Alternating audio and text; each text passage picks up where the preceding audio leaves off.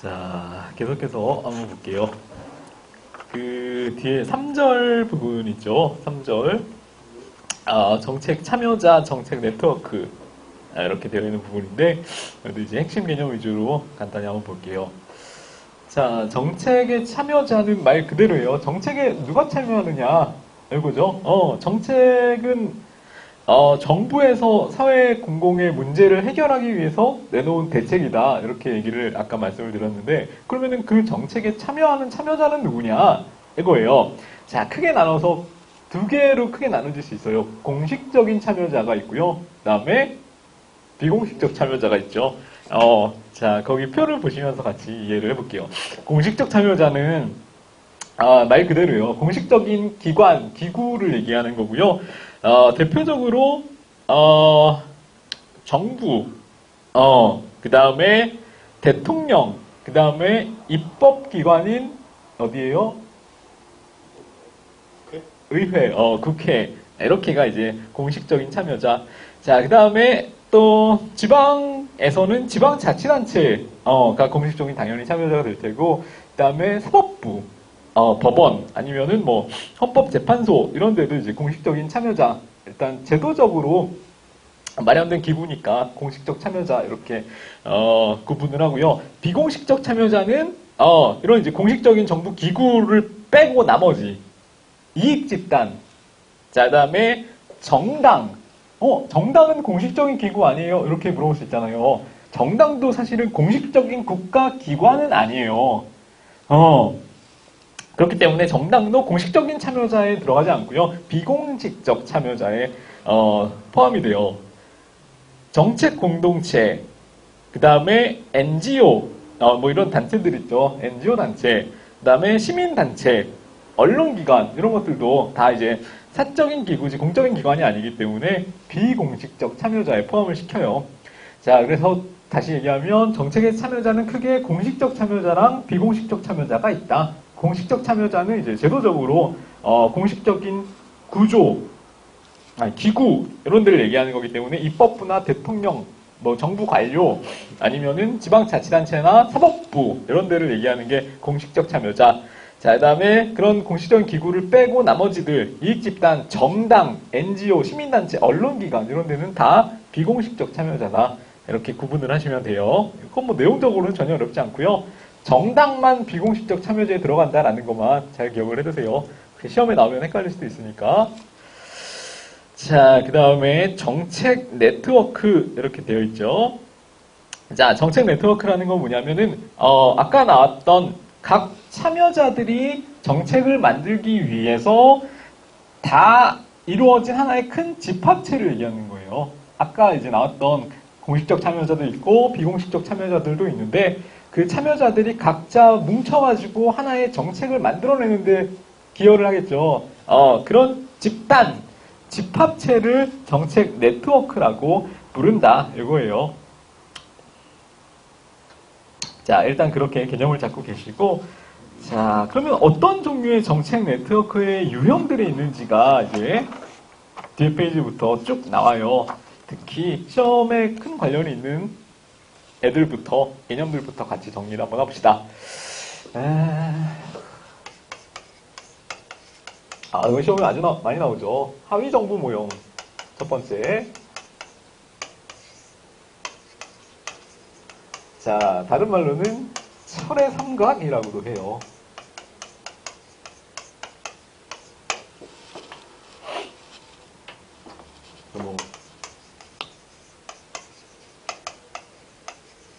아이론 트라이앵글스 이렇게도 부르는데 영어로 철의 삼각이라는 뜻이고요. 자, 이거는 뭐냐? 정책을 만들 때 가장 대표적으로 정책에 영향을 미치는 세 집단이 있다는 거예요. 그래서 그 집단이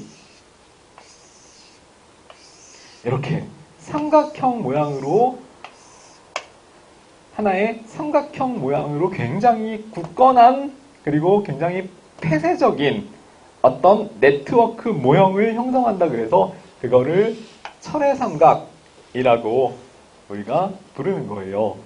자, 그러면 정책을 만들 때 어떤 집단이 대표적으로 참여를 하느냐? 자, 먼저, 정부 관료. 정부 관료는 아까, 공식적인 집단이라 그랬어요? 비공식적 집단이라 그랬어요? 공식적인 집단이라 그랬죠? 공식적인 집단. 그래서 공식적인 참여자인 정부 관료, 행정부죠. 행정관료. 자, 그 다음에 또 누가 참여하냐면은 국회 상임위원회.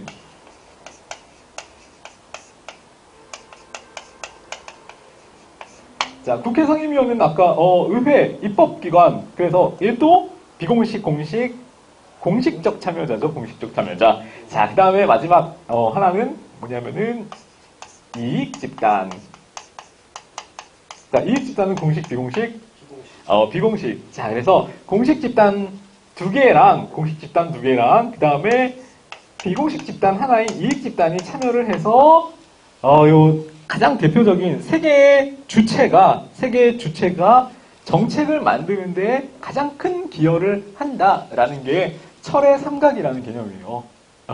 정책 네트워크 모형 중에서 철의 삼각이라는 모형은 정책을 만드는데 가장 큰 영향력을 행사하는 요 세 개의 주체가 있다. 정부 관료, 이익집단, 국회 상임위원회. 관료랑 국회 상임위원회는 공식적인 집단이었죠. 이익집단은 비공식적 집단. 자, 그래서 요 단체는 굉장히 굳건하게 마치 철처럼 철의 삼각편대처럼 이렇게 굳건한 정책 네트워크를 형성한다. 그래서 그거를 철의 삼각이라고 부른다. 여기 만약에 시험에는 이렇게 나올 수도 있어요. 관료, 국회 상임위원회 대신 뭐 예를 들어서 뭐 정당 이런 걸 하나 넣을 수도 있죠. 아니면 뭐 NGO 이런 걸 하나 넣을 수도 있어서 관료와 정당, 이익집단이 철의 삼각형 모양을 형성하는 네트워크를 말한다. 이렇게 지문이 나오면 맞아요? 틀려요? 안 되지. 이런 것들이 아니고요. 오로지 관료랑 국회 상임위원회랑 이익집단만 포함되는 세 개의 어떤 네트워크 모형 그거를 뭐라 그런다고? 철의 삼각이라고 부른다라는 거예요. 자, 의 봅시다. 비공식 참여자인 이익집단과 공식 참여자인 관료 조직이랑 의회, 국회 상임위원회 간의 연계적 상호작용을 통해서 서로 상호작용하여서 정책을 만들어낸다. 요게 이제 철의 삼각 모형이에요. 자, 그래서 정책 문제별로 다양한 하위 정부가 형성된다. 요건 무슨 말이냐면은 예를 들어 뭐 교육정책 그러면은 교육부의 관료가 여기 주체가 되겠죠. 문화정책 그러면은 문화부의 관료가 주체가 되겠고, 그다음에 국회 상임위원회도 교육정책이라 그러면 교육상임위원회가, 그다음에 문화 그러면은 문화 상임위원회가, 소관 상임위원회가 주체가 되니까 정책별로 다양하게 요 하위 정부가 구성될 수 있다라는 건 그런 의미인 거고요. 달라질 수 있다. 항상 고정적인 개념이 아니다라는 거고, 폐쇄적 경계를 가지며 폐쇄적 경계, 그 다음에 자율적이고 호혜적인 동맹관계를 형성한다. 폐쇄적이라는 거는 뭐냐면은 이 세 주체 외에 다른 주체가 여기에 못 들어온다는 거예요. 얘네들이 하나의 견고한, 철처럼 견고한 삼각편들을 형성하고 있기 때문에 다른 단체는 여기에 함부로 들어올 수가 없다라는 폐쇄적인 관계라는 게 특징인 거고요. 자, 폐쇄적. 자, 그 다음에 호혜적이라는 거는 뭐예요?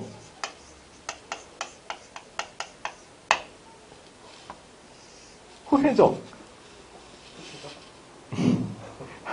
글쎄. 호혜적이라는 거는 상호 간에 어떤 혜택을 주는 관계라는 거죠. 서로 뭔가 각자의 이익을 증진시키기 위해서 서로 혜택을 주는 관계라는 거예요. 그러니까 세 주체가 윈윈윈 관계로 정책을 만드는 거예요. 본인들의 어떤 이익을 관철시키기 위해서. 그게 호혜적 관계라는 개념이고요.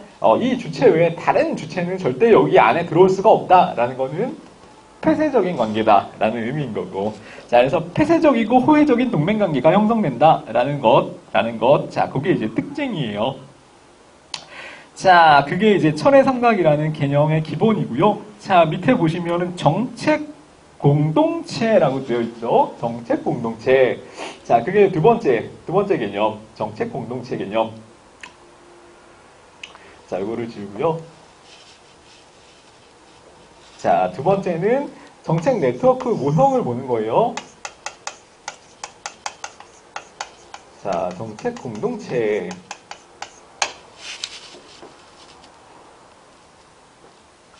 자, 이거는 다 뭐예요? 정책을 누가 만드는가 하는 이제 정책 참여자를 기준으로 한 정책 네트워크 모형인 거죠. 정책 네트워크 모형. 자, 그래서 아까 봤던 첫 번째 철의 삼각 모형이 있고요. 자, 두 번째는 지금 볼 정책 공동체라는 모형이에요. 자, 어떤 전문가들, 자, 공식적 전문가인 위원회, 그 다음에 비공식적 전문가인 어떤 전문가 집단, 이런 사람들이 모여서 형성된 하나의 큰 공동체를 여기서는 정책 공동체라고 부른다는 거죠. 정책을 만들기 위해서 모인 하나의 공식적, 비공식적인 집단, 그거를 정책 공동체라고 부른다는 거예요. 아, 아까 이거보다는 좀 더, 얘는 삼각형의 세 가지 주체밖에 없었잖아요. 근데 그것보다는 좀 더 폭이 넓은 개념이에요. 삼각형을 형성하는 이 세 개의 주체뿐만 아니라, 정책에 영향을 미치는 다양한 공식적, 비공식적인 주체들이 한데 모여져 있다. 한데 모여져 있다. 그거를 정책 공동체라고 부르자. 이렇게 해서 나온 게 정책 공동체 개념이라는 거죠. 이해되시죠? 자, 그래서 어떤 분야의 전문가들이 다 정책을 만드는데 공식적이든 비공식적이든 참여를 하고 있다. 이렇게 접근을 하는 게 정책 공동체 개념이에요. 자, 얘는 특징. 제가 말씀드리는 거를, 이렇게 표시를 하세요. 자, 특징이 뭐냐면은, 안정적. 자, 비교적 안정적이라는 게 특징이에요. 안정적. 자, 그 다음에 폐쇄적.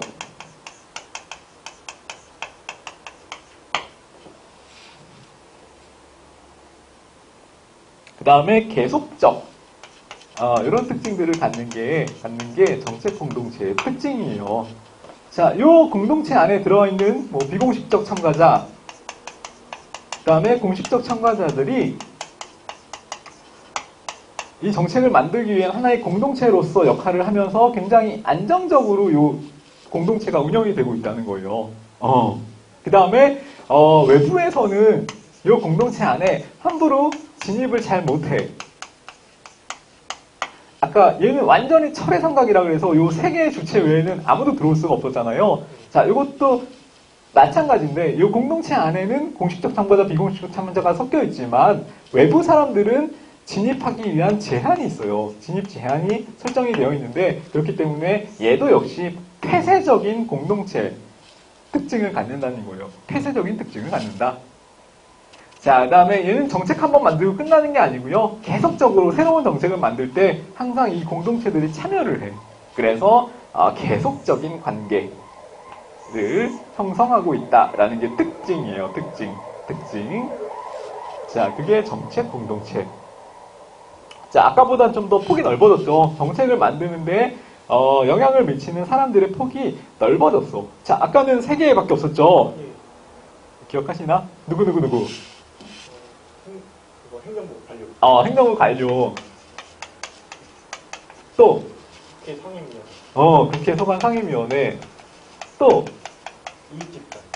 그렇지. 그리고 이 중에서 비공식적 참여자는 누구? 이익집단. 이익집단. 그래서 이렇게 철의 삼각을 이루고 있어서 굉장히 폐쇄적 개방적? 굉장히 폐쇄적. 그렇지.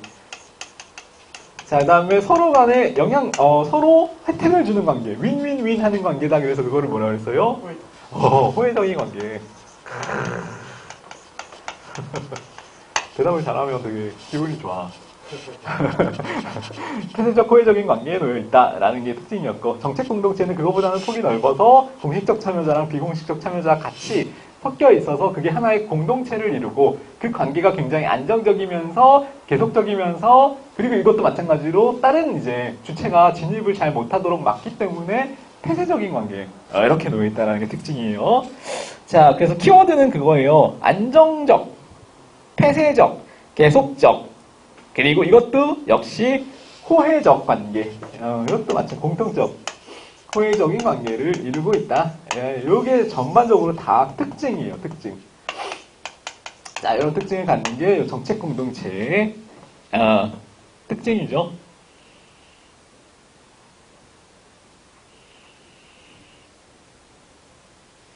자, 하나만 더 하면 호혜적인 관계, 협력 관계를 유지한다. 이거는 호혜적인 관계, 협력 관계는 제로섬 아니고 넌 제로섬이라고 표현을 하거든요. 여기 맨 뒤에 있죠. 넌 제로섬, 영어로 되어 있는 부분. 자, 호혜적인 협력 관계를 유지하기 때문에 뭔가 누구한테는 혜택이 돌아가. 그거는 제로섬 아니고 넌 제로섬 이렇게 표현을 해요. 자, 뭐 기능 이런 것들은 그냥 좀 읽어보시면 이해하실 수가 있는데, 정책 분야별로 전문 지식을 활용한다. 전문가들이 참여를 하고 있기 때문에 전문 지식을 그때그때 활용할 수가 있고요. 그래서 정책 내용을 좀 더 합리적으로 만들 수 있다. 합리성 제고. 자, 정책의 다양한 요구를 반영할 수 있다라는 것도 특징이에요. 왜냐하면은 공식적 참여자, 비공식적 참여자가 다양하게 섞여 있잖아. 그래서 다양한 요구를 반영할 수 있다는 특징이 있고요. 그 다음에 쭉쭉 내려오시면은 이런 것들은 그냥 일반적인 특징이니까 정책의 바람직한 미래상을 제시할 수 있다, 이런 내용들이 있고. 자, 근데 단점은 뭐냐면은 정책 공동체라는 게 하루아침에 쉽게 만들어지는 건 아니잖아요. 이 폐쇄적이고 안정적인 관계를 구축하려면은 굉장히 시간이 오래 걸려. 하루아침에 만들어지는 게 아니라는 말이죠. 그래서 처음에 이 공동체 구축에 시간 소요가 굉장히 많을 수 있다는 게 특징이고요. 장기간에 소요될 수 있다. 자, 다음에 너무 많은 안에 주체들이 너무 많아. 사람들이 너무 많기 때문에 오히려 굉장히 자기네들끼리 어떤 의견 충돌 같은 것들이 많이 발생을 할 수가 있어요. 의견 갈등이 생길 수 있다. 이거는 이제 너무 여기 참가자가 많아지기 때문에 나타나는 현상인 거예요. 의견 조율에 시간이 많이 소요될 수가 있다.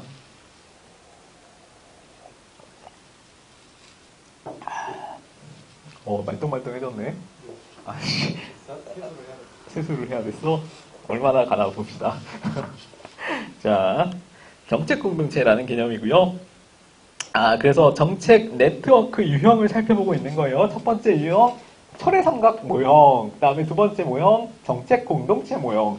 자, 그 다음에 이제 세 번째 모형으로 여기 밑에 있는 이슈 네트워크 모형을 볼 거예요. 이슈 네트워크 모형. 여기다 쓸게요.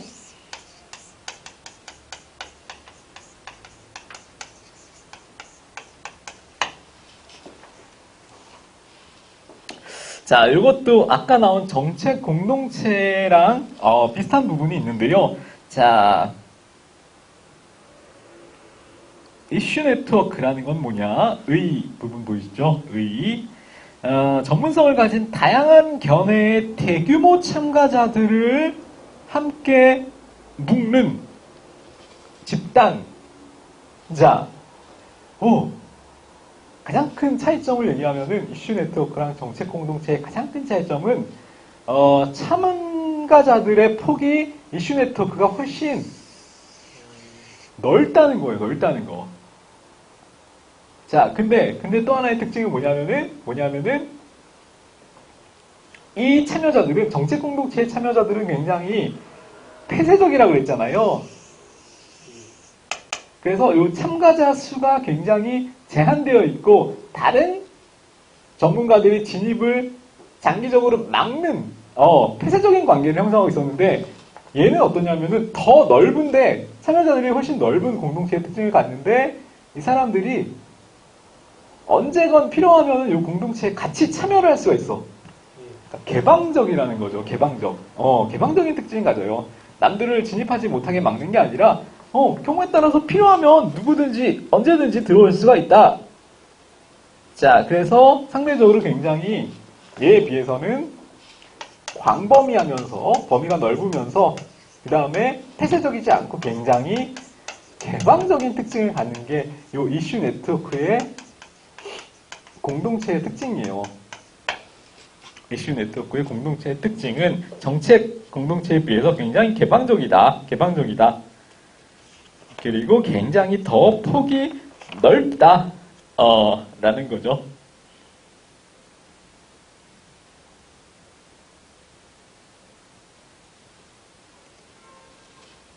자, 그래서 거기 특징을 보시면요. 특징 부분을 보시면 역시 이제 키워드만 같이 묶어서 정리를 하시면 돼요.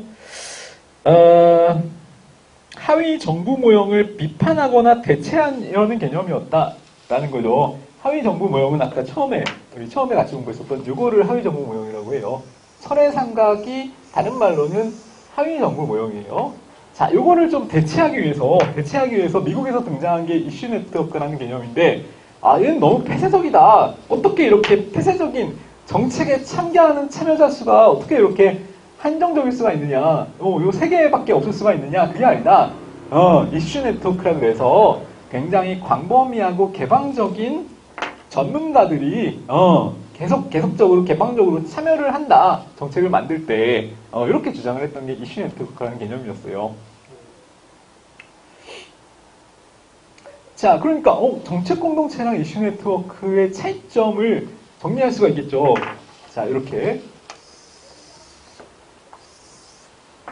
자, 정책 공동체는 굉장히 관계가 안정적이고 폐쇄적, 호혜적 관계 이렇게 얘기를 했었죠. 근데 반면에 이슈 네트워크는 굉장히 이것보다 훨씬 더 넓고 광범위하면서 그 다음에 폐쇄적이지 않고 굉장히 개방적이다. 누구든 참여할 수가 있다. 진입할 수가 있다는 거죠. 이렇게 진입이 가능해요. 그래서 누구든 들어와서 이 공동체 안에서 활동하면서 정책을 만드는데 같이 이제 한 목소리를 낼 수 있다. 이렇게 이해를 하시면 되고요. 참여자들 간의 관계, 그래서 굉장히 유동적이고 불안정한 관계를 이룬다.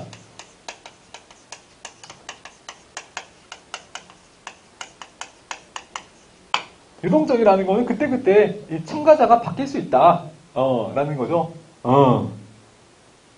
불안정하다는 건 언제든지 참가자들이 교체가 될 수 있기 때문에 상대적으로 정책 공동체, 안정적인 정책 공동체에 비해서는 불안정한 특징을 갖는다. 이 참가자들이 계속 바뀐다. 유동적이다. 그 다음에 그렇기 때문에 이 공동체의 특징은 굉장히 불안정한 특징을 갖는다라는 게 이슈 네트워크의 특징이에요. 자, 그 다음에 이 경계 자체는 안정적이에요? 불안정적이에요? 불안정적인 특징을 갖는죠. 경계 자체는 굉장히 불안정한 특징을 갖는 거. 그게 이제 세 번째 특징인 거고. 자, 그래서 키워드 다시 정리하면은 이슈 네트워크는 특정한 경계가 존재하지 않는다. 광범위라는 게 특징. 자, 그 다음에 참여자들 간의 관계가 유동적이고 불안정. 그 다음에 경계가 불완전하다라는 내용까지 정리를 하시면 되고요. 이슈 네트워크랑 그래서 정책 공동체를 비교하는 문제가 시험에 자주 나와요. 자, 그게 4번 내용이니까 이 4번을 같이 봅시다. 자, 정책 공동체는 폐쇄적이고 제한적으로 참여를 한다. 이거 했었죠. 폐쇄적이고 제한적으로 참여를 한다. 안정적이고, 그 다음에 제한적, 진입 장벽이 있으니까. 자, 그 다음에 이슈 네트워크는 광범위하고 개방적이다라는 특징을 갖는다라는 거고요. 자, 그 다음에 주요 참가자. 그래서 정책 공동체는 참가자가 고정되어 있죠. 정부 관료, 전문가, 학자, 국회의원, 보좌관, 신문 기자 이런 사람들. 근데 단순한 이해관계자들은 여기 안 껴주는 거예요. 아무나 들어올 순 없어. 여기 안에 들어오려면은 얘는 굉장히 폐쇄적이기 때문에 공식적이나 비공식적인 주체가 들어올 수가 있는데 아무나 들어올 수는 없다. 진입이 제한되어 있다. 그래서 단순한 이해관계자들은 배제된다. 이런 내용들인 거고요. 자, 반면에 이슈 네트워크는 단순한 이해관계자들도 얼마든지 들어올 수 있다. 참여 가능. 진입 참여 가능. 얘는 참여해도 돼. 자, 이런 특징을 갖는 게 이슈 네트워크의 특징. 그래서 이거 두 개를 같이 비교하면서 정리를 하셔야 돼요. 항상. 시험에도 그런 게 많이 나와요. 특징, 주요 특징만 잘 보시면 돼요. 자, 그리고 게임 권력 유형 뭐 이런 거 아까 했었죠. 정책 공동체는 넌 제로섬 게임이라고 해가지고 제로섬이 아니야. 서로 호혜적인 관계에 있기 때문에 서로 이익을 증진시킬 수 있어요. 자, 반면에 이슈 네트워크는 아무나 다 들어와서 찬성하는 사람도 들어오고 반대하는 사람들도 들어오고 서로 막 들어와서 자기들의 의견을 막 조율하면서 싸운단 말이에요. 그래서 결국 크게 봤을 때는 이 과정이 굉장히 제로섬적인 특징을 가져요. 서로 막 갈등하면서 다투다 보니까 결국 영합적 제로섬 같은 특징을 갖는 게 이 이슈 네트워크의 특징이고요. 상호작용, 뭐 굉장히 안정적이고 질서가 있다. 상호작용이 빈번하게 일어난다. 뭐 이런 거 당연히 특징 우리가 생각할 수 있고요. 불안정하고 무질서하다. 접촉의 빈도가 자꾸 바뀐다, 변한다, 가변적이다. 이런 것들은 뭐의 특징? 얘의 특징, 이슈 네트워크의 특징. 자, 이런 정도만 잘 정리를 하시면 충분해요. 자, 됐어요? 자, 폐쇄적인 거는 정책 이슈. 정책 공동체. 개방적인 거는 이슈 네트워크. 제로섬 게임. 이슈 네트워크. 넌 제로섬 게임. 정책 공동. 그 다음에 불안전한 경계. 이슈 네트워크. 그렇지. 유동적. 구성원의 유동적. 이슈 네트워크. 그렇지. 그 정도면, 잘 기억하시고 계시네. 자, 그래서 그거 비교하는 내용이 시험에 제일 많이 나오니까 그거만 잘 정리를 하도록 할게요. 밑에 1번 문제 하나 있죠? 그거를 풀어보세요. 그게 정책 네트워크, 이슈 네트워크 비교하는 문제인데 이런 식으로 시험에 많이 나온다는 거죠.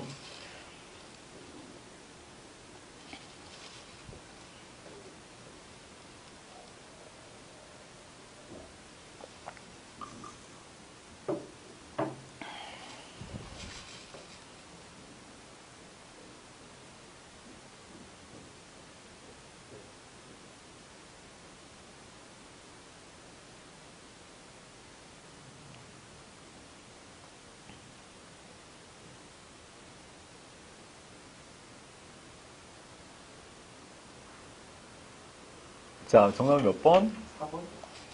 4번? 맞아. 4번이에요, 4번. 4번이 맞아요. 그러니까 모든 지문을 다 완벽하게 이해하기는 좀 힘들 수 있어요. 아직은 처음 보는 거기 때문에. 근데 딱 개념만 정확히 갖고 계시면 이걸 골라낼 수가 있다는 거예요. 4번이 딱 틀렸다. 자, 갈등이 더 높은 거는 두 개 중에 뭐예요? 이슈 네트워크.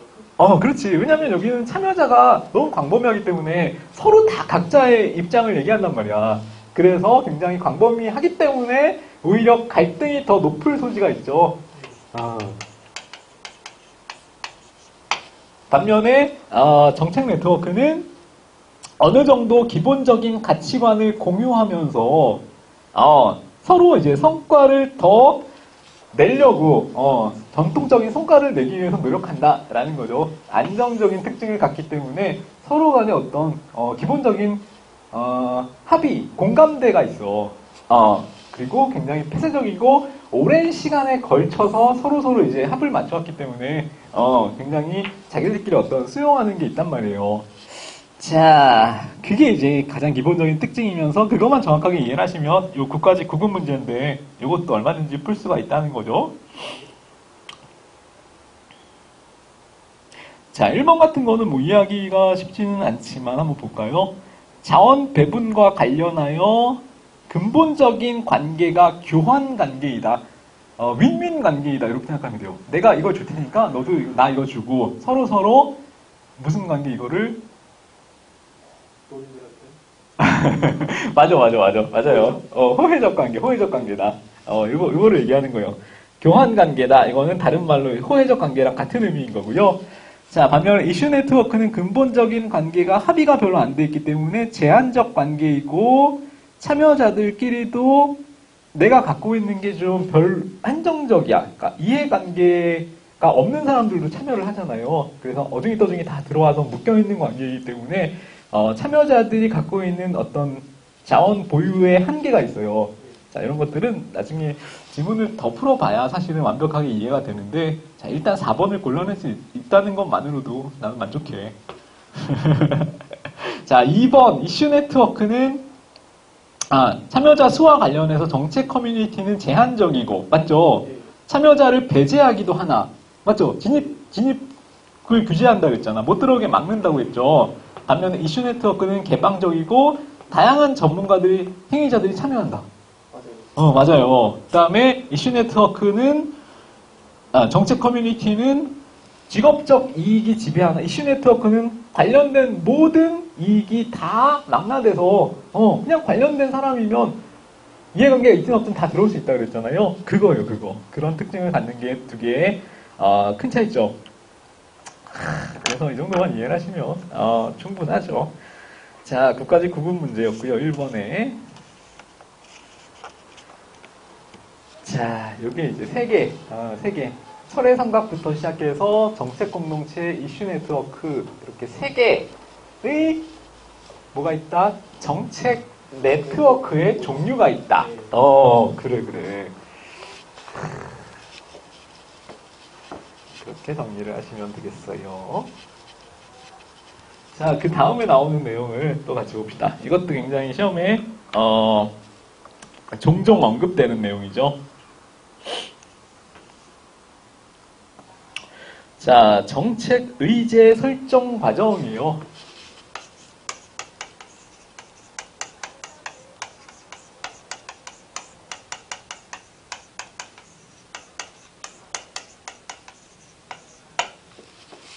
자, 정책 의제 설정 과정.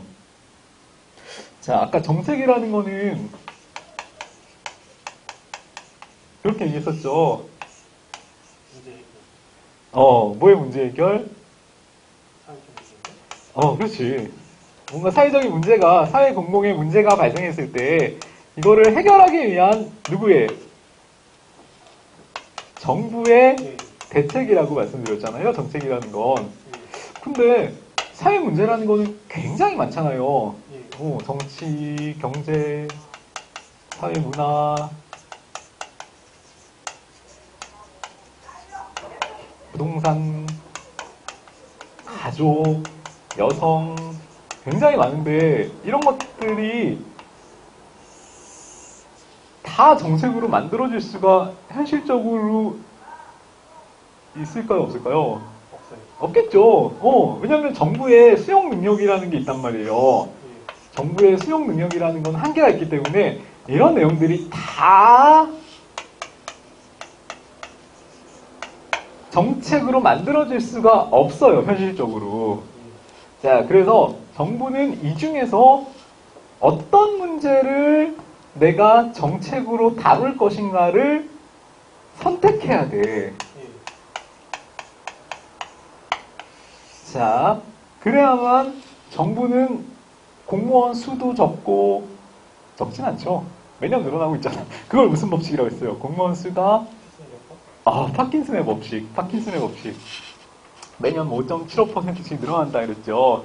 자, 그렇기 때문에 정부는 이 문제를 다 다룰 수는 없고요. 이 중에서 더 지금 시급한 내용을 먼저 다루려고 선택을 할 수밖에 없어요. 그래야만 정책이라는 것을 만들어낼 수가 있잖아. 요 선택하는 과정, 선별하는 과정을 뭐라 그러냐면은 정책 의제 설정 과정이라고 해요. 어떤 거를 정책으로 다룰 것이냐, 요거를 선택하는 과정을 정책 의제 설정 과정이라고 한다. 요게 이제 정책 의제 설정 과정의 의의예요, 의의. 자, 선택하고 선별하는 과정. 그거를 정책 의제 설정 과정이라고 한다. 자, 이것만 개념을 일단 갖고 계세요.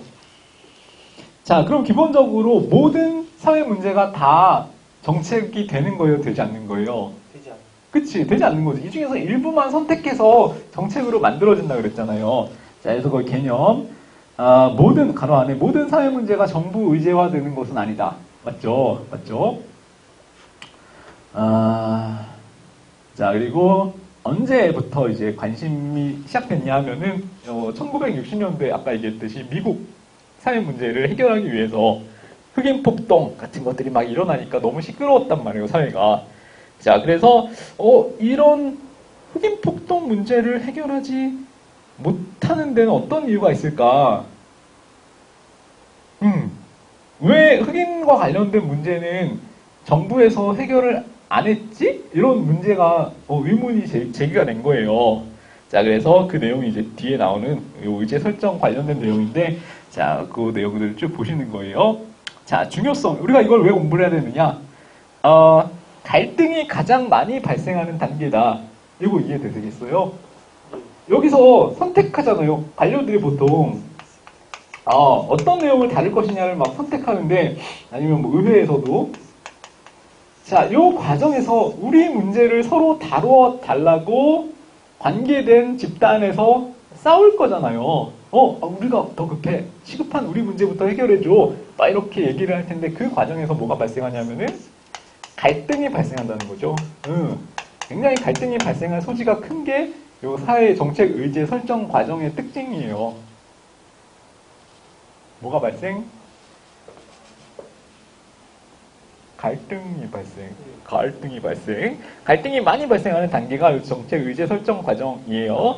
자, 그리고 뭐 타협안, 제안 이런 것들이 이제 결정되는 관계. 서로 막 갈등을 막 싸우다가 이렇게 하는 게 어떨까? 이러면서 타협안을 내놓는 거야. 서로. 그래서 타협안 등이 발생할 수 있는 단계를 얘기하는 거고요. 자, 그 다음에 주도 집단이 어떤 집단이냐에 따라서 이 과정이 조금씩 달라질 수가 있다. 뭐 이런 내용들인데 그냥 이해만 하시면 되고요. 정책 3번부터 봅시다. 3번 정책 의제 설정의 일반적 과정이라고 되어 있죠. 자, 이 내용부터 봅시다. 자, 왜냐하면은 거기도 나와 있지만 학자마다 이 과정을 다르게 표현을 해요. 학자마다 주장하는 과정이 조금씩 달라. 근데 제일 대표적이고 시험에 많이 나오는 게 요 콧과 애들러의 구분이거든요. 그래서 요 일반적 과정 이거부터 한번 볼게요. 자, 처음에는 뭐가 있어요? 사회 문제라는 게 있죠. 사회 문제. 아까 사회 문제를 해결하는 게 정책이라고 그랬잖아. 그러니까 처음에는 사회 문제라는 게 일단 있을 거란 말이에요. 자, 근데 이게 어떻게 되냐면은 이런 문제점들을 사람들끼리 더 많이 이제 얘기를 하는 거야. 야, 이런 문제점이 있는데 이거 어떡하지? 이러면서 이런 문제점을 좀 해결해야 되지 않을까? 막 이러면서 서로 얘기하는 단계. 그게 두 번째 나오는 사회적 이슈의 단계예요.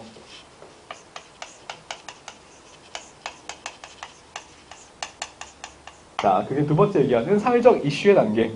사회적 문제가 있는데 이거를 우리가 해결해야 되는 게 맞지 않을까? 라면서 일반 어떤 대중들이 점차 문제점을 인식하기 시작하는 단계. 그게 사회적 이슈의 단계예요. 자, 그 다음에 뭐가 있냐면은 거기 세 번째 단계 있죠. 정부가 나서서 이 문제를 해결해야 돼 라면서 사람들의 의견이 더 모아지는 관계. 그거를 체제의제라고 하고요.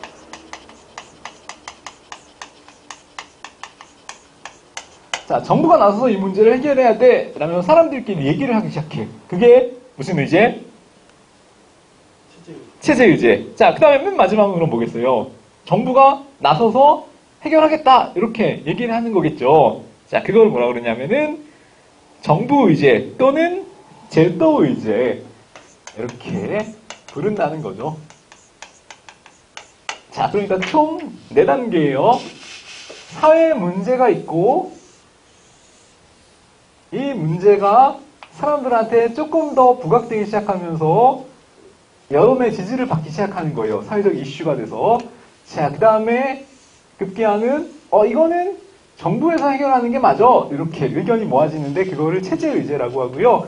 그 다음에 맨 마지막으로 그래서 정부가 결국 나서서 이 문제를 정책으로 만들어서 해결해야겠다라고 공식화한 그거를 제도의제 이렇게 총 4단계로 구분을 한다는 거죠.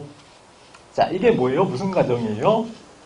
정책 의제 설정. 그렇지. 정책 의제가 설정되는 과정을 얘기하는 거예요. 자, 요 4개. 이 단계만 딱 알면 충분하죠. 자, 뒤에 보시면은 정책 의제 설정 모형이라고 해서 자, 아까도 무슨 네트워크 모형들 막 쭉 공부했었잖아요. 팀장에서는 되게 모형을 되게 중요하게 생각한다. 그래서 이러이러한 모형 이러면서 학자들끼리 이렇게 막 주장을 하는 거야. 내가 맞아 이러면서 내 모형이 더 정확해 이러면서. 자, 이것도 정책 의제 설정하는 그 과정에 어떤 모형이 있어요. 모형. 자, 그게 뭔지 한번 봅시다. 자, 첫 번째 외부 주도형이라고 되어 있죠. 외부 주도형.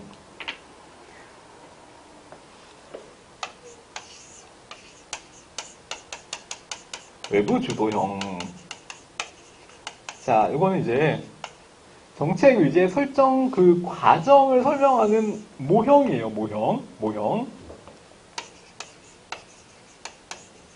모형이 이렇게 세 가지가 있는데 그 중에서 제일 흔한 빈번하게 나타나는 모형이 첫 번째 외부 주도형이에요. 외부 주도형. 자, 이거를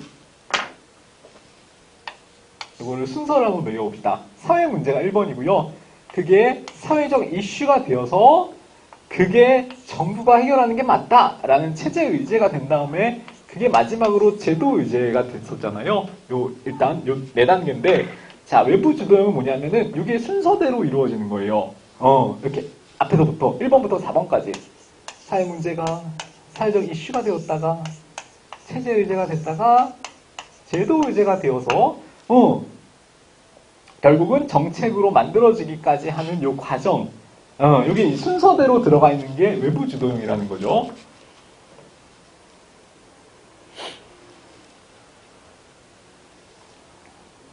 자, 그래서 모형 중에서 제일 많이 나타나는 게 바로 이 과정을 거치는 거예요. 그거를 외부 주도형 모형이라고 해. 자, 이거 왜 외부 주도형이라고 그러냐면은, 자, 이거는 정부에서 주도한 게 아니잖아요. 정부에서 주도한 게 아니라 사회에서 사회 문제를 인식해서 이 사람들끼리, 시민들끼리 이걸 이슈화로 만들었다가 그거를 정부한테 문제를 해결해 달라고 이렇게 거의 외부에서 주도해서 압력을 넣은 이런 방식으로 진행이 되잖아. 사회에서 주도해서 정부한테 정책을 만들어 달라고 압력을 넣는 방식으로 이루어졌기 때문에 그거를 사회에서 외부에서 주도했다. 그래서 외부 주도형 이렇게 표현을 해요. 외부 주도형. 자, 일단 이게 외부 주도형의 형태. 자, 근데 두 번째는 뭐가 있냐면은 거기 동원형이라고 되어 있죠. 동원형. 자, 동원형.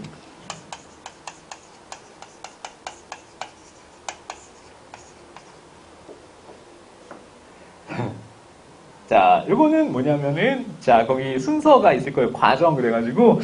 자, 첫 번째는 사회 문제가 있어. 사회 문제가 있어요. 근데 그걸 어떻게 해요? 정부 의제화 하는 거예요. 정부 의제화. 이게 정부 의제죠. 자, 그래서 아까는 1, 2, 3, 4번의 순서였는데, 지금 동원형은, 사회 문제가, 바로 4번으로 넘어가요. 그래서 정부 의제가 된 다음에, 제도 의제가 된 다음에, 그거를 다시 체제 의제화 시키는 게 이 동원형의 과정이에요. 자, 이렇게 얘기하면 조금 생소하죠? 이게 무슨 얘기야? 아까는 정부가 있으면은, 자, 너희들이 알아서 이 문제를 좀 해결해라. 이렇게. 사회에서 주도해서 압력을 행사하는 거란 말이에요. 그러면 정부가 정책이라는 걸 만드는 거고. 근데 이번에는 동원형은 뭐냐면은 정부가 이러이러한 사회 문제가 있구나 라는 거를 자기 스스로 인식하는 거야. 그래서 직접 미리 자기들이 내가 이걸 해결하겠다 이렇게 미리 얘기를 하는 거예요. 자기들이. 시민들이 이걸 해결해달라고 요구하지도 않았는데 자기들이 알아서 이 문제점을 인식해서 어떤 해결책을 먼저 내놓는 거예요. 그러니까 이 순서가 1번부터 2, 3, 4번이 아니라 자기들이 알아서 먼저 우리가 해결하겠다 이렇게 하는 거니까 4번이 앞으로 나온다는 거죠. 그 다음에 시민들이 지금은 이 문제점을 모르잖아. 그러니까 이걸 가지고 사람들한테 인식시키는 거, 인식. 여론을 확산시켜가지고 여론을 주도해서 인식시키는 거. 그 과정이 나중에 일어난다는 거예요. 먼저 정부가 내가 지금 해결하겠다라고 먼저 얘기를 한 다음에 왜 내가 지금 해결하려고 하느냐 하면은 이러이러한 문제점이 있기 때문이야 라면서 일반 사람들한테 나중에 알려주는 거예요. 그래서 순서가 1, 2, 3, 4가 아니라 1, 4번부터 먼저 오고 그 다음에 사람들한테 알려주는 3번이 나중에 오는 거. 그게 동원형이에요, 동원형. 자, 동원형은 누가 주도하는 거예요? 그래서 정부 주도. 외부 주도는 외부 사회에서 주도하는 거고 순서가 반대죠. 자, 그래서 그것만 이해하시면 돼요. 외부 주도형도 있지만 경우에 따라서는 이런 것도 있어. 동원형도 있어. 우리가 정부에서 먼저 해결하려고 하고 나중에 시민들한테 알려주는 방법으로 요 순서로 진행이 된다는 거죠. 동원형은. 재밌죠? 이런 것도 있구나. 자, 그 다음에 마지막은 뭐냐면은 내부주도형.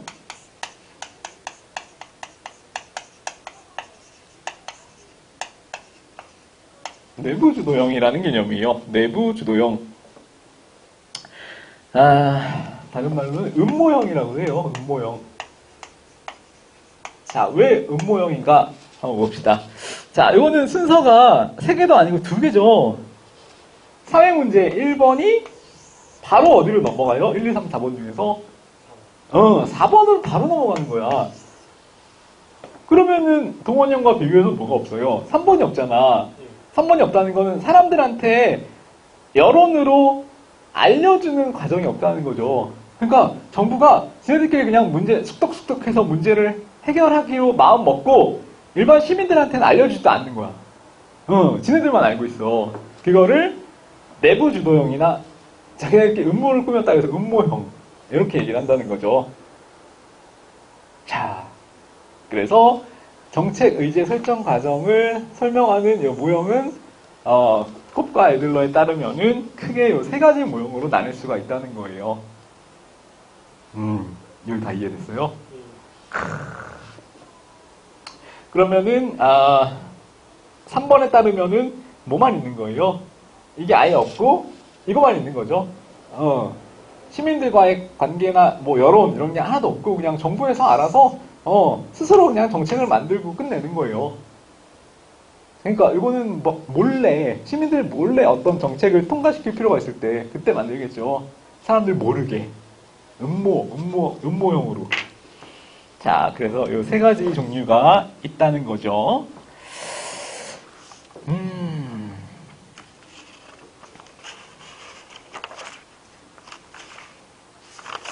굉장히 중요한 개념을 다뤘고요. 자, 그 다음에 다룰 개념들은 더 중요한 거예요.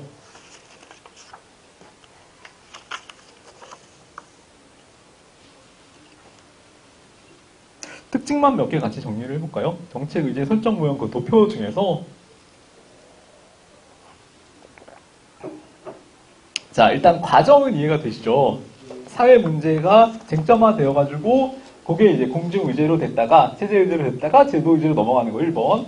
그다음에 그 과정이 사회 문제가 정부 의제로 됐다가 공중 의제로 4번, 3번 순으로 전개되는 게 동원형. 3번은 1에서 4번으로 바로 넘어가는 거. 자, 그래서 전개 방향 그러면은 외부에서 내부로 들어가는 거 있잖아요. 외부 주도에서 내부로 들어가는 거. 그게 이제 전개 방향이고 전개 방향이 얘는 외부에서 내부죠. 외부에서 내부. 자, 근데 얘는 어디서 어디예요? 내부에서 그렇지. 내부에서 외부잖아. 얘는 그냥 내부. 그냥 내부에서 내부. 밖으로 나오는 일이 없다는 거죠. 자, 이런 식으로 진행이 된다는 게 중요한 특징이었고요. 그 다음에 뭐 중요한 핵심 키워드만 위주로 정리를 하면은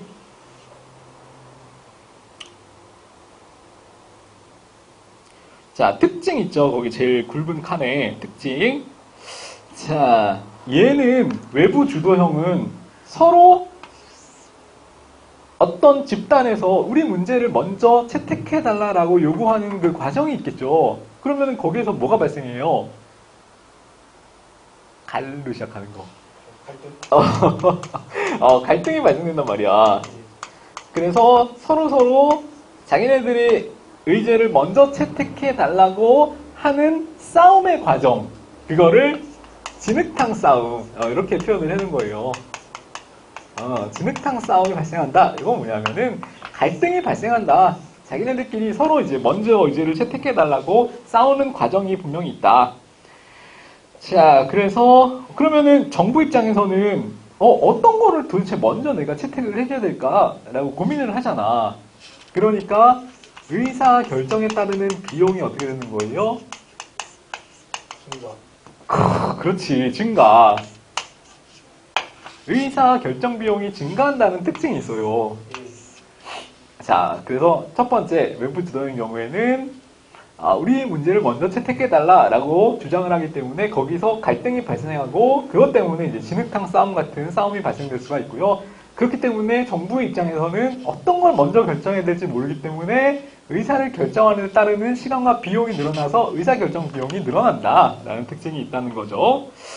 자, 근데 한 번 결정하면 그때부터는 그냥 이미 다 결정된 사안을 집행하는 거기 때문에 집행 자체는 어려움이 없어요. 그래서 집행 비용은 별로 높지 않다라는 게 특징. 자, 그 다음에 동원역은 특징을 봤더니 행정 PR이 중시된대요. 행정 PR. 행정 PR이 중시되는 거는 뭐 때문이에요? 몇 번 때문에? 그렇지. 3번은 뭐야? 이미 결정해갖고 이걸 외부에 알려주는 거잖아. 그러니까 이 알려주는 PR 과정이 필요하다는 거죠. PR을 알려주는 거잖아. 자, 이 과정이 반드시 필요하다. 행정 PR이라는 과정이. 그래서 행정 PR이 반드시 필요한 의제 설정 과정 모형은 무엇인가? 이렇게 시험에 나올 수도 있어요. 그러면은 뭘 골라야 돼요? 동원형이다. 이렇게 고르시면 되죠. 자, 요거는 동원형은 의사결정 비용이 늘어날 거예요, 줄어들까요? 써버려. 왜? 정부가 정해버립니까? 그렇지. 정부가 마음대로 결정하는 거니까 결정 비용이 떨어지겠지. 이해를 하고 있어. 좋은데? 자, 근데 집행 비용은 그럼 어떻게 될까요? 늘어나요. 왜? 먼저 해버리니까? 그렇지. 먼저 해서 나중에 여론을 주도해서 이 사람들한테 알려줘야 되는데 그 과정에서 당연히 갈등이 발생할 수밖에 없겠죠. 그러니까 그 갈등을 무마시켜서 잘 설득하는 그 과정이 필요하고 그 과정에서 들어가는 비용, PR비도 마찬가지죠. 광고비까지 포함해서 그런 집행 비용이 더 늘어난다는 거죠. 그래서 집행 비용은 늘어난다. 결정 비용은 줄어들지만 그게 특징이죠. 잘했어요. 자, 그리고 내부 주도형은 특징이 세 번째 특징. 요거를 잘 받으세요. 국민이 알면 곤란한 경우. 내부 주도형은 자기네들끼리 수덕수덕 해가지고 해치워버리는 거잖아요. 그러니까 국민이 알면 곤란한 경우 아니면은 시간이 급박한 경우에 주로 활용되는 방법. 요거죠. 요 이해되시죠? 자, 그런 내용이고 하나만 더 해볼까요? 외부 주도형은 선진국에서 나타나는 걸까? 후진국에서 나타나는 걸까요? 외부 1번. 선진국. 왜?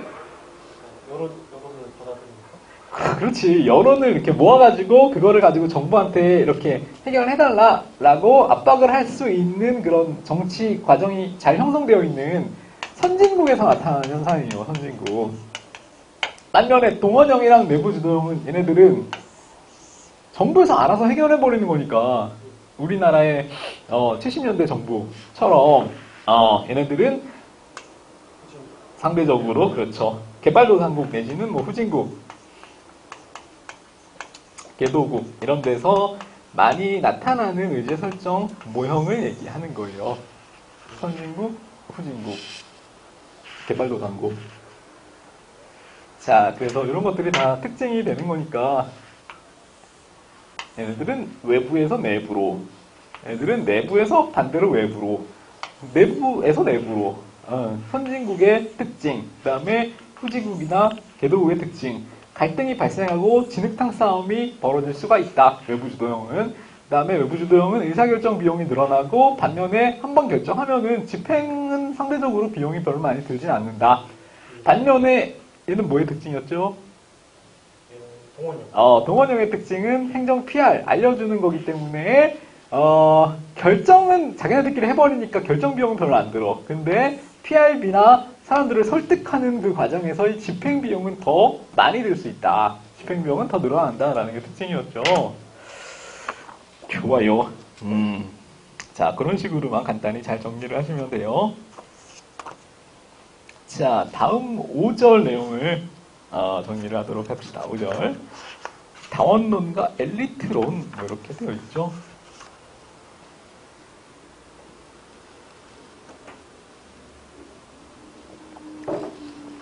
잘 이해하고 계세요? 이해도를 100으로 따진다면 얼마 이해하고 있어? 70? 70? 아, 그래. 좋아. 70만 이해시켜도, 굉장히 잘하는 거죠. 자, 그 다음에 등장하는 게, 권력 모형. 또 모형이야, 막. 그러니까 이게 행정학은 이론이기 때문에, 무슨 모형 이러면서 이름을 굉장히 붙이는 걸 좋아해요. 그래서 얘는 이제 정책 참여자의 권력에 기초한 모형. 그래서 권력 모형 이렇게 되어 있죠. 자, 이거는 정책을 누가 주도하느냐, 정책을 이제 만들어내는 과정에서 더 힘을 갖고 주도하는 권력의 주체가 누구이냐, 이거를 이제 연구하는 행정학 내용이에요. 그럼 정책을 만들 때 누가 더 권력을 더 쥐고 있을까? 이렇게 접근하는 게 권력 모형.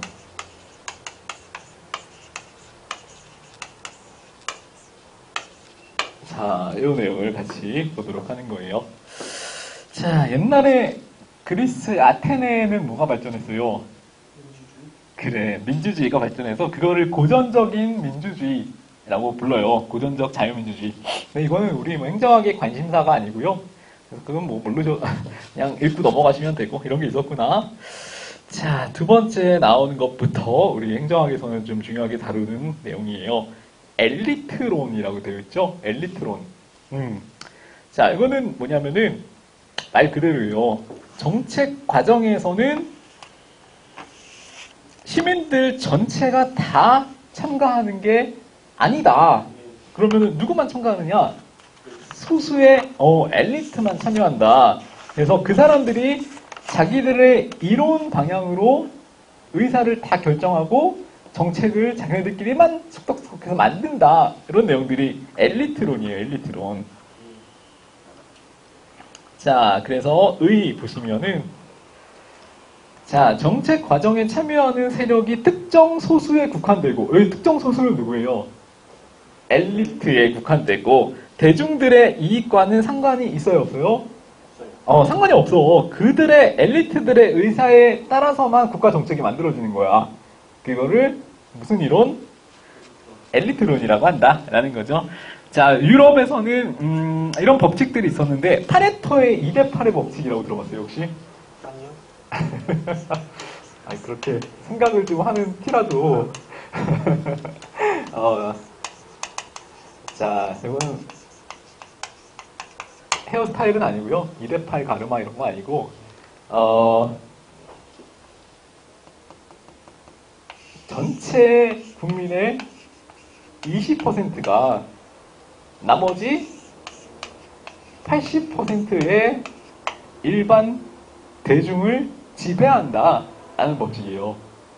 2대8의 법칙이라는 거는 20%의 엘리트 지배층이 80%의 일반 시민 대중층을 지배한다라는 법칙, 그거를 파레토의 2대8의 법칙이라고 부르는 거예요. 자, 그 다음에 뒤에 나오는 과두제의 철칙이라는 거는 또 뭐예요?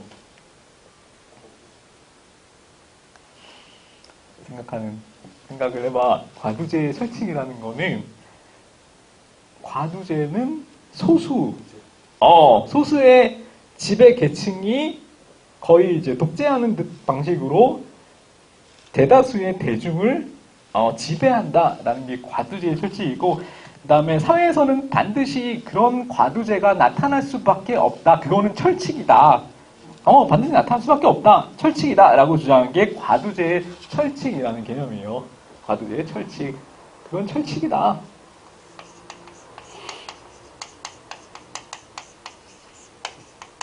자, 요 개념.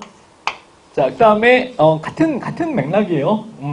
모스카의 지배계급론이라는 것도 소수의 지배하는 소수가 있고, 지배를 받는 다수가 있다. 같은 얘기. 그래서 얘네들은 다 같은 이제 맥락이고요. 같은 맥락이고, 결국 뭘 설명하기 위한 이론? 엘리트론을 설명하기 위한 이론이었다. 라는 거죠. 자, 그래서, 일단 유럽에서 주장한 학자들은 아까 얘기했던 파레토의 법칙이나 과두제의 철칙 같은 내용이 있고요. 미국에서는 어떤 학자들이 주로 주장을 했느냐? 자, 이것도 이제 학자랑 같이 기억을 하시는 게 편해요. 밀스라는 학자는 지위 접근법이라고 그래가지고 지위 접근법. 자, 전국의 엘리트들이 다 모여가지고 합심을 해가지고 이걸 만드는 거다 이렇게 얘기를 했단 말이에요. 전국 차원의 엘리트들이 그들이 뭐 군인일 수도 있고요. 군, 그다음에 경제인일 수도 있고, 그다음에 정치인일 수도 있고, 그 사람들이 하나의 어떤 복합체를 형성해가지고 그 사람들이 전국 단위에서 엘리트 역할을 하면서 그 사람들이 정책을 주도한다. 정책을 만드는 어떤 주인공이다. 이렇게 얘기를 하는 거고요. 나머지 일반 대중들은 그 사람들이 만들어놓은 지배 정책을 그냥 따라가는 피지배 계급에 불과하다. 이렇게 얘기를 하는 거죠. 그게 밀스의 지위 접근법. 군인이든 산업 아닌 정치인이 됐던 전국에서 지위를 가진 사람들이 엘리트가 돼서 정책을 만든다. 여기 지위 접근법. 헌터라는 사람은 뭐라 그랬냐면은 명성 접근법이라고 그래가지고 아까는 전국 차원이었잖아요. 얘는 지역 단위로 나눠서 연구를 했어요. 전국적으로 연구를 한 게 아니라 지역 차원에서 연구를 했다는 거죠. 그래서 사회적으로 명망이 있는 지역 이런 사람들을 뭐라 그래요? 지역 엘리트. 우리나라에서 유지라고 그러죠, 유지. 유지들이 자기네들끼리 모여가지고 기업인, 변호사, 관료 이런 사람들이 모여가지고 하나의 엘리트 집단을 형성해서 정책을 만든다. 이렇게 주장을 하는 게 어느 학자? 헌터. 그렇지. 헌터의 명성 접근법. 자, 그래서 밀스의 접근법이랑 헌터의 접근법 이 두 개만 기억을 하시면 돼요. 시험에도 이 이상 잘 안 나와요. 자, 그래서 사회 이원화, 엘리트가 아닌 대중으로 두 개를 이원화해서 구분해서 정리를 했다는 거죠. 사회 이원화적인 접근. 그 다음에 정책 형성은 소수의 엘리트가 하고 그거를 이제 따르는 사람들이 대다수 피지배계층 이렇게 생각을 했던 거고, 엘리트들끼리의 관계는 사이가 좋겠어요? 안 좋겠어요? 엘리트들끼리는 굉장히 사이가 좋은 거예요. 그래서 아까도 많이 나왔죠. 호혜적인 관계. 그리고 다른 대중들이 참여 못하게 막는 거죠. 그거는 폐쇄적인 관계. 이런 관계에 있다. 이렇게 얘기를 했다는 거예요. 엘리트론. 자, 폐쇄적, 호혜적, 그 다음에 자기네들끼리는 같은 이제 지배계층이다. 라는 동질적인 관계. 이런 관계를 형성을 했다. 자, 그 내용까지 정리를 하시면 되고요. 그게 엘리트론. 자, 다원론은 그러면은 개념적으로 반대겠죠. 엘리트의 반대인 거예요. 그래서 권력은 아니다. 소수의 엘리트한테만 집중되어 있는 거는 아니다. 다 전반적으로 골고루 분산되어 있다. 이렇게 접근을 하는 게 다원론. 자, 그래서 처음에 봤던 게 이제 엘리트론, 구엘리트론이라고 부르는 학설이었고요.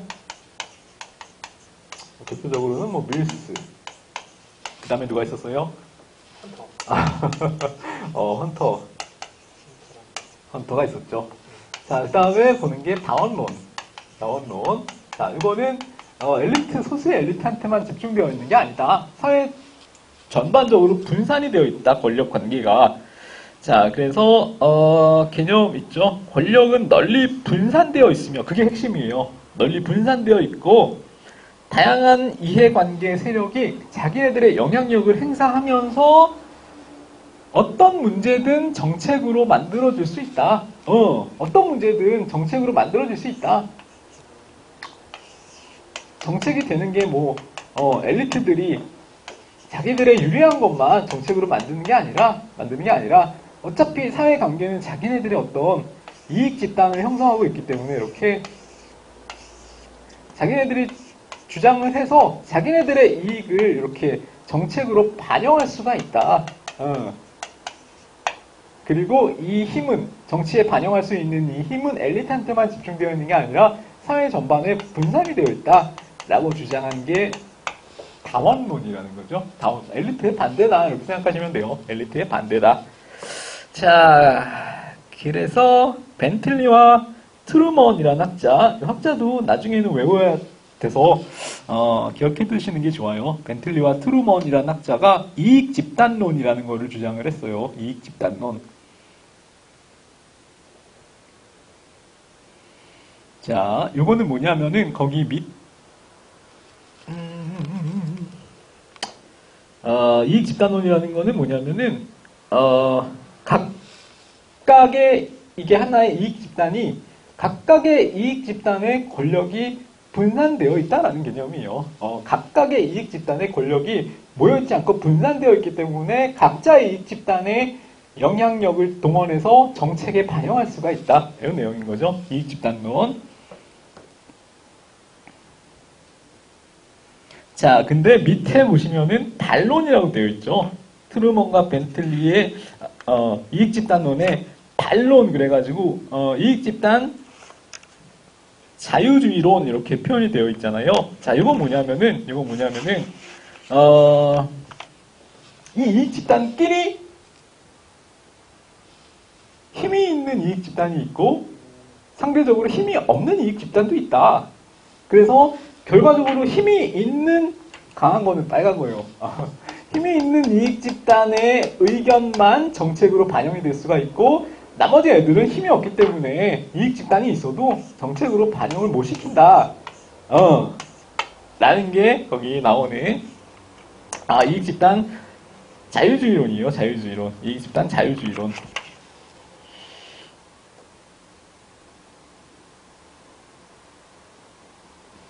자, 그래서 그 내용을 이제 비판을 한 거죠. 벤틀리와 트루먼의 이익 집단론에 대해서 비판을 한 게 이익 집단 자유주의론. 자, 이 내용들이었고요. 자, 그래서 특징 보시면은 권력이 분산되어 있다. 이건 당연하죠. 권력이 분산되어 있다. 이건 당연한 거고. 동등한 접근 기회. 이익 집단이 다 똑같이 여기에 반영시킬 수 있는 동등한 접근 기회를 갖는다. 접근의 기회는 동일하다. 동일하게 보장되어 있다라고 본 거. 두 번째 특징. 접근 기회는 동일. 자, 그 다음에 경쟁과 균형. 이거 뭐냐면은 이 이익 집단들이 다 각자 이제 경쟁을 하기 때문에 경쟁을 하면서 자신들의 의사를 언제든지 정책에 반영을 시킬 수가 있기 때문에 이들의 힘은 굉장히 균형을 갖고 움직인다 이거예요. 균형을 갖고 움직이기 때문에 각자 다 자기들의 의사를 정책에 반영을 시킬 수가 있다 라고 본 게 경쟁과 균형의 원칙인 거고요. 정부는 그럼 뭐라느냐? 정부는 그냥 중재인이다. 그죠? 브로커다. 이렇게 표현을 해놓은 게 정부의 이제 역할이에요. 다원론에서 보는 정부의 역할은 정부는 그냥 중재인이다. 중재인. 별로 하는 게 없다. 자, 그 다음에 중립국가 그래가지고 그냥 심판자. 요 이익 집단들이 자신네들의 의견을 이렇게 정책에 반영하는 거를 얘네들이 그냥 공정하게 움직이고 있나 아닌가라는 거를 심판하는 심판자. 이 역할만 한다는 거예요, 정부는. 정부의 역할이라는 거는 별게 없다. 정부의 역할은 그냥 심판자에 불과하다. 자, 그 다음에 밑에 풍향계적 정부, 이런 거 있죠. 풍향계. 풍향계, 그래가지고. 풍향계가 어떻게 생겼지? 바람이 이제 부는 방향으로 가리키는 게 풍향계잖아요. 이렇게 생겨가지고. 자, 정부는 이 역할만 한다는 거예요. 어떤 이익 집단이, A라는 이익 집단이 자기의 그냥 이익을 관철시키려고 하면은, 그거 그냥 심판해주고, 제3자 입장에서. 바람이 이쪽으로 불면 얘 편을 그냥 들어주면 되고, 바람이 B 방향에서 불면 그냥 그거를 들어주면 되고, 풍향계 역할만 제대로 수행하면 된다. 심판자의 역할만 하면 된다. 이렇게 주장을 한 게, 바로 이 풍향계 정부론 이거예요. 약간 호구 같은 느낌 있죠. 수동적으로 그냥 이익 집단의 요구를 받아들여주면 좋은 소극적인 역할만 한다. 이거 이해되시죠? 그게 정부의 역할이라는 거예요. 자, 그래서 다원론에서 정부의 역할은 그냥 브로커, 심판자, 마지막으로 뭐? 풍향계적인 역할. 이거만 하면 된다. 이거예요. 자, 고전적 다원론의 옛날 주요 이론. 그래서 조금 볼까요? 잠재적 이익집단론. 자, 이거는 지금은 이익집단이 아니어도 언제든지 잠재적으로 새로운 이익집단을 만들어서 여기에 반영을 할 수가 있다 이거예요. 새로운 이익집단을 만들어서 정책을 반영하면 되기 때문에 결국 누구의 요구든지 잠재적으로는 들어줄 수밖에 없다. 이거죠. 자, 그 다음에 중복회원 이론. 어떤 사람이 여기에도 들어갈 수 있고, 여기에도 들어갈 수 있고, 여기에도 들어갈 수 있어. 그래서 이 사람의 요구가, 다양하게 반영될 수 있는 채널이 있다. 이거예요. 그걸 뭐라 그래? 중복회원 이론. 중복회원 이론. 자, 그 다음에 공공이익 집단론은 이런 거예요. 그러면은 얘네들의 개인적인 사사로운 이익만, 사익만 반영되는 거 아니냐? 했더니, 아니다. 상대적으로 전체 사회의 공익과 관련된 내용이 여기에 더 잘 반영이 되더라. 이렇게 주장을 한 게 공익이익집단론, 공동이익집단론, 이런 거고요. 슬슬 조용히 오기 시작하는구만. 아니야? 방금 얘기한 게 뭐였어요? 공익을 더 우선시한다. 공공이익집단론. 자, 그 다음에 마지막으로 이익집단 자율주의론은 아까 기존의 내용을 비판하면서 등장했다 그랬죠. 이익집단 자율주의론은 누구의 의사만 반영이 된다? 가만히 내버려 두면 얘만 힘센 이익집단의 의사만 반영이 되기 때문에 결과적으로는 공정하다, 공정하지 못하다? 공정하지 못하다라고 보는 게 이익집단 자율주의론이었죠. 자, 그런 내용들이 대표적인 학설들이었어요. 2페이지밖에 안 나왔네. 힘을 내. 거의 다 했네. 자, 그 다음에 달이라는 학자가 주장한 다원론 있죠. 자, 이거 한번 봅시다. 다원론.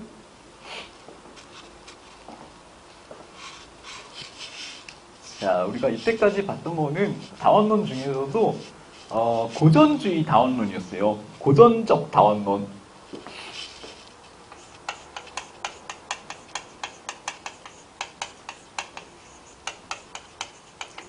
자, 근데 지금 이제 볼 내용은 뭐냐면은 다원론 중에서도 달이라는 학자가 주장한 달의 다원론이에요. 자, 이거는 왜 의미가 있냐면은 기존의 고전적 다원론은 무조건 권력이 분산되어 있다 이렇게만 주장을 했잖아. 근데 다원론은 엘리트주의자의 입장을 일부 수용했어요. 그래서 사회에는 엘리트들이 있다. 분명히 존재한다.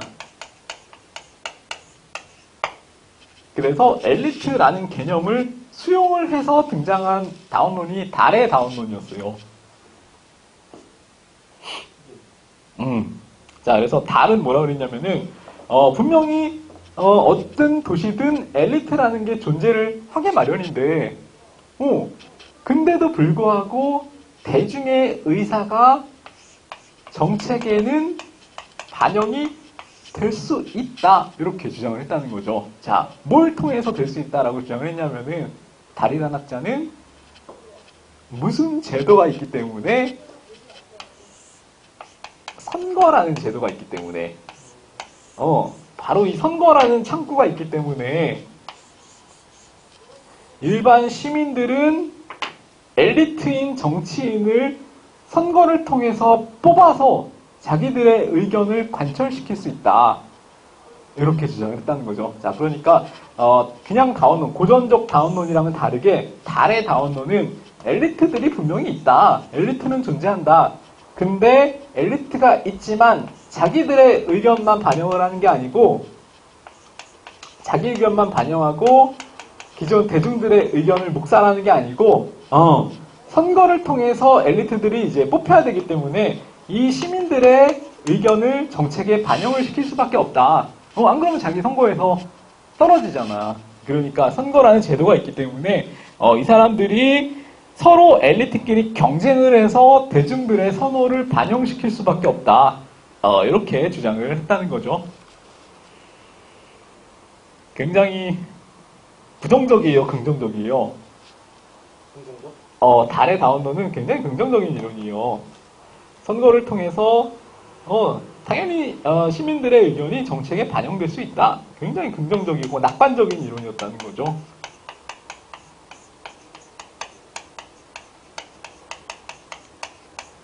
긍정적이고 낙관적인 이론이라는 게 특징.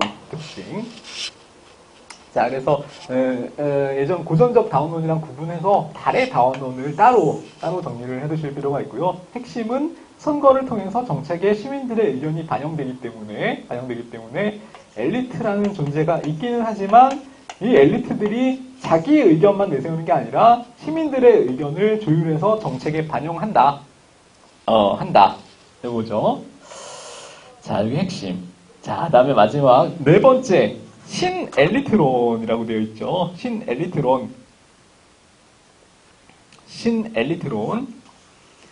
자, 이거는 뭔지 한번 봅시다. 신엘리트론.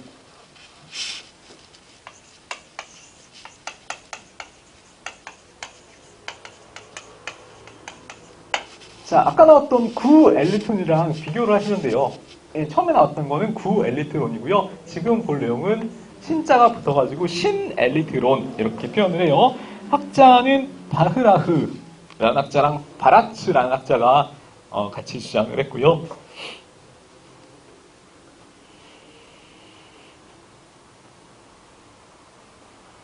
자, 거기 의부터 보시면은 자, 집에 엘리트들이 자신들의 이익과 일치하는 사회 문제만 채택하고 엘리트들의 의사에 반하는 사회 문제는 어떻게 한대요? 억압하고 채택하지 않는다라는 거죠. 그래서 권력의 두 얼굴 이렇게 표현을 했어요. 권력의 두 얼굴. 자, 거의 다 왔어요. 좀만 참아요. 자, 1960년대에 무슨 일이 있었어요, 미국에서? 흑인폭동 같은 게 일어났다는 거죠. 그거는 다른 다원론자인데 엘리트가 있다 없다? 있다. 근데 엘리트들의 의견만 반영이 된다? 아니면 시민들의 의견도 반영이 된다? 시민 의견 반영. 어떤 수단을 통해서? 선거. 선거를 통해서 시민들의 의견도 반영이 된다. 그러면은 달의 다원론에 따르면은 흑인폭동 같은 문제가 일어나야 돼요? 일어나지 않아야 돼요? 안 나요. 일어나지 않아야 되죠. 흑인들의 의견도 당연히 반영이 됐어야 되는데 왜 흑인폭동 같은 문제가 일어났다? 라고 보냐는 거죠. 그래서 달이라는 학자는 너무 긍정적으로 권력의 밝은 면만 인식했다. 권력은 아까 두 얼굴을 갖는다. 이거예요. 권력은 두 얼굴을 갖는다. 너무 밝은 면만 인식하면 안 된다. 라고 주장을 했던 게 이거예요. 자, 그래서 특징은 당연히 엘리트들의 입장에서 엘리트들의 의견을 더 반영하기 위한 정책만 만들어진다. 요거죠. 그리고 아예 엘리트들이 관심 없어 하는 거는 아예 의견으로도 결정되지 않는다. 그래서 그걸 뭐라 그러냐면은 무의사결정론 이렇게 표현을 했어요. 신엘리트론의 입장에서는 아예 그냥 의사로서 결정도 안 된다. 무의사결정론 이렇게 표현을 했다는 거죠. 신엘리트론에 따르면은. 자, 그래서 심지어는 어떤 방법까지 동원을 하느냐. 거기 밑에 보시면은 굉장히 가관이죠. 폭력. 엘리트들이 폭력까지 쓰는 거예요. 테러, 구타, 암살, 심지어는 이런 것도 하고요. 권력을 행사할 때도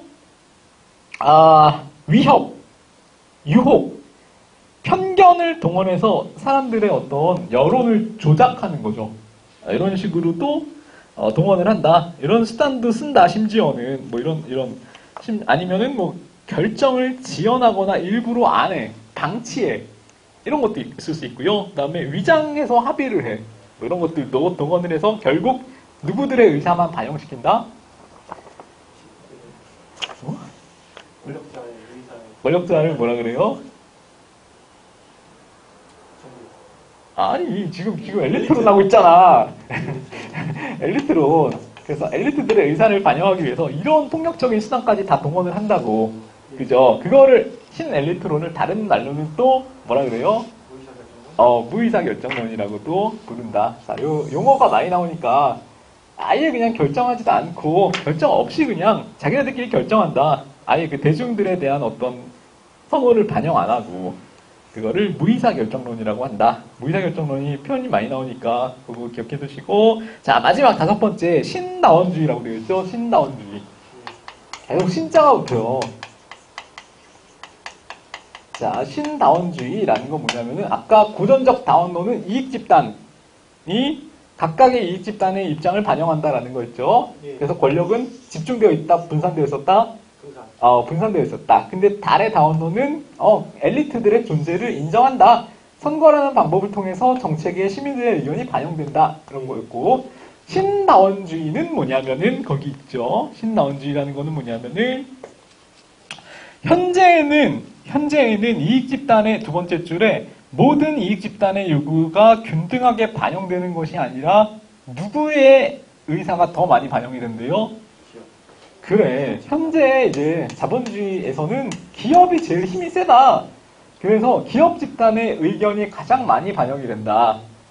이렇게 접근을 한 게 무슨 다원주의? 신다원주의. 신다원주의 핵심 키워드 하나는 기업의 힘이 반영이 된다. 이거예요. 이익 집단이 있지만 여러 개 있지만 그 중에서 제일 힘 있는 이익 집단인 현대의 기업의 의사가 가장 많이 관철이 돼서 이게 정책에 반영된다. 이렇게 주장을 한 게 무슨 다원주의? 신다원주의예요. 자, 여기까지 5개 우리 학설을 봤죠. 이 내용 바탕으로 해서 이거는 시험 출제 빈도가 굉장히 높아요. 그래서 저도 3문제를 일단 실어놨어. 자, 3개 빠르게 풀고 같이 보고 마치도록 합시다.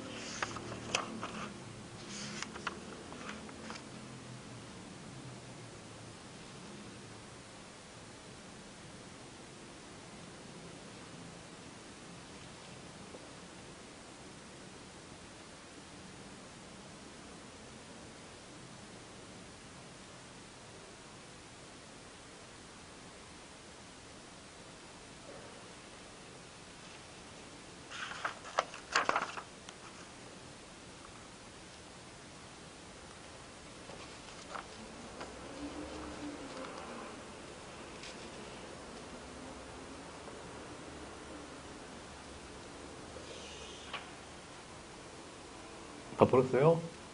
헷갈리는 부분이 있어? 예. 아니, 근데 당연하지. 지금 오늘 처음 봤는데 어떻게 다 완벽하게 푸니? 자, 3개 다 맞히면 뭘 해드릴까요? 칭찬해드릴게. 진심으로 칭찬을 해드릴게. 자, 봅시다. 1번부터. 1번 몇 번이에요? 4번. 그렇지. 1번, 4번이죠. 무의사 결정이라고 있잖아요. 무의사 결정은 언제 이론이에요? 이거죠. 신의 엘리트론. 기본 그 맥락은 뭐예요? 그 엘리트들이 자기들의 의견, 이익과 관련된 것만 정책으로 만들고 나머지는 다 결정하지 않고 무의사 결정한다. 배제한다. 이거였잖아요. 그러니까 4번이 맞죠. 당연히. 1번은 틀렸죠. 자기들의 이해관계와 부합하지 않는 이슈라도 논의하려고 한다. 아니요. 억압. 논의 안 하려고 하죠. 자, 2번은 다원주의적인 관점. 아니죠. 이건 엘리트적인 관점이잖아요. 3번은 일어나요. 집행과정. 정책이 결정과정이든 집행과정이든 상관없이 아직 집행과정은 안 배웠지만 상관없이 다 그냥 정책의 모든 과정에서 일어나요. 자, 그래서 1, 2, 3번이 다 틀렸고 4번만 맞죠? 억압한다. 맞고. 자, 잘했어. 2번. 2번. 응. 2번. 2번. 2번. 그렇지. 맞아요. 맞아요. 자, 기업 이익 집단론은 1, 2, 3, 4, 5번 중에 이익 집단론은 무슨 이론이었어요? 20단원. 그렇지. 이익 집단론 이거였잖아. 예. 근데 지금 잠재 이익 집단 이건 뭐냐면은 이익 집단이 여러 개인데 지금 내가 이익 집단이 없어도 앞으로 잠재적으로 이익 집단을 만들어서 이거를 정책에 반영할 수가 있다라는 게 잠재 이익 집단론이었고 예. 중복회원 이론은 같은 사람이 여기도 소속되고 여기도 소속돼서 이 사람의 입장이 다양하게 정책에 반영된다라는 게 뭐였어요? 중복회원 이론. 이거 있죠? 그러니까 얘는 2번과 관련된 내용이고 맞고. 자, 니은은 신다원주의로는 누구의 기업. 그렇지. 기업가 집단의 특권적 지위가 예. 정책 과정에 나타난다고 본다. 그러니까 맞는 거죠. 디귿은 틀렸다는 건가요? 예. 왜? 정당이 틀렸어요. 그렇지. 하위 정부로는 아까 뭐의 삼각? 그게 상임이요. 이름. 철인의 삼각. 철이는 아니고요. 철의 삼각. 철의 삼각. 아이언 트라이앵글스라고 했잖아. 철의 삼각이고 누구의? 관료. 상임위원회. 국회 상임위원회. 이익장. 그렇지. 그 다음에 이익집단.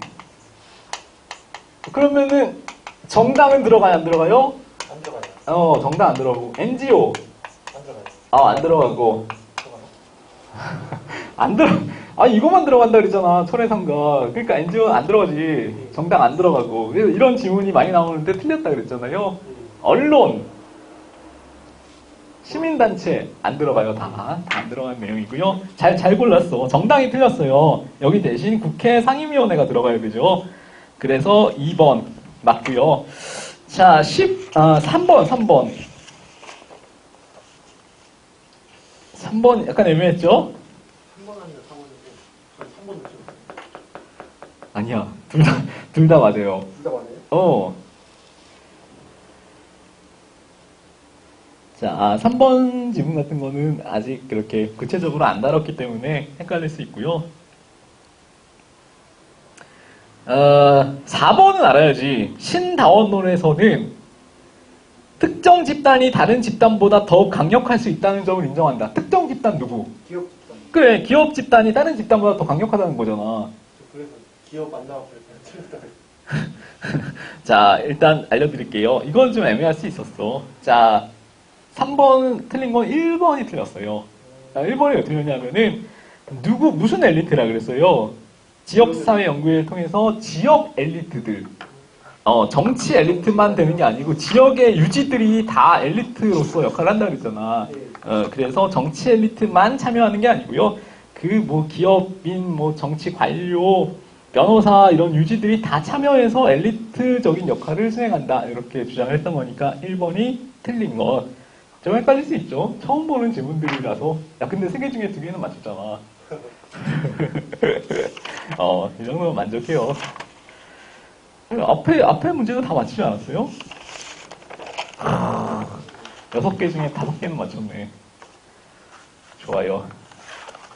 자, 이게 이제 정책론을 앞부분이에요. 정책론의 전부는 아니고, 정책론의 앞부분을 개략적으로 이제 개념 위주로 다뤄봤고, 더 자세한 내용은 일단 나중에 더 배울 거기 때문에, 일단 오늘은 이 정도로 마무리를 하도록 할게요.